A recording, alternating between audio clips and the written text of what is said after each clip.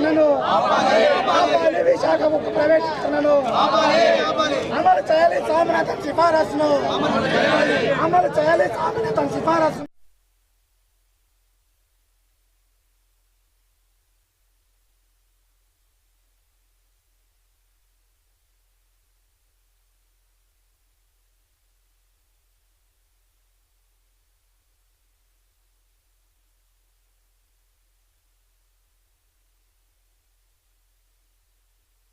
గంటల పనిని 10 చేస్తారన్న రోజు పూట తప్పలేదు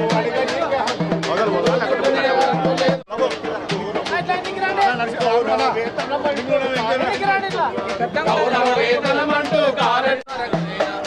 చట్టాలను మార్చబోతున్నారు. కోరుకుంటే మన బతుకులు ఊపిలో కోరుకుంటే మన బతుకులు ఊపిలో. 26 రాజ్యాంగం పుట్టిన తేదీ, అమలు జరిగే తేదీ జనవరి 26 కావచ్చు, కానీ రాజ్యాంగం ఈరోజు ఆమోదింపబడింది రాజ్యాంగ పరిషత్లో. కాబట్టి భారతదేశంలో రాజ్యాంగాన్ని పరిరక్షించుకోవాలి అనేటువంటి పోరాటంలో భాగంగా రైతు కార్మికుల యొక్క కష్టాలన్నీ కూడా కేంద్ర రాష్ట్ర ప్రభుత్వాలు పట్టించుకోవడం లేదు. రైతులకు వ్యతిరేకంగా ఆ రోజు చేసిన చట్టాలు పెద్ద ఎత్తున ఆందోళన చేయడంతో ఉపసంహరించుకుంది కేంద్ర ప్రభుత్వం.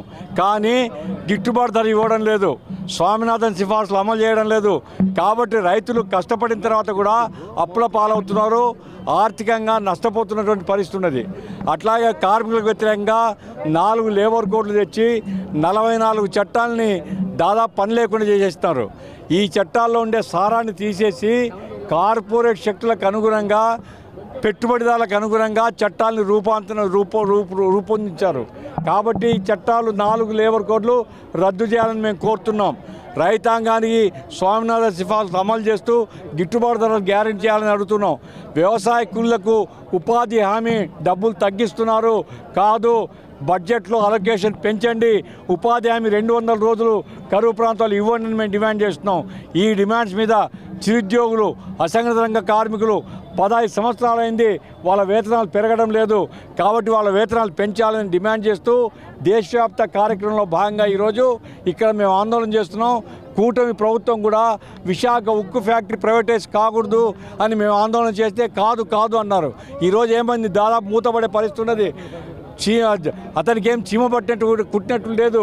మరి మోడీతో ఇన్నిసార్లు కలుస్తున్నారు కదా, విశాఖ ఉక్కు ఫ్యాక్టరీ కాపాడడానికి చంద్రబాబు నాయుడు ఏం చేశాడు అని మేము అడుగుతున్నాం. కాబట్టి కేంద్ర రాష్ట్ర ప్రభుత్వాలకు వ్యతిరేకంగా ఈ ధర్నా కార్యక్రమం జరుగుతూ ఉన్నది.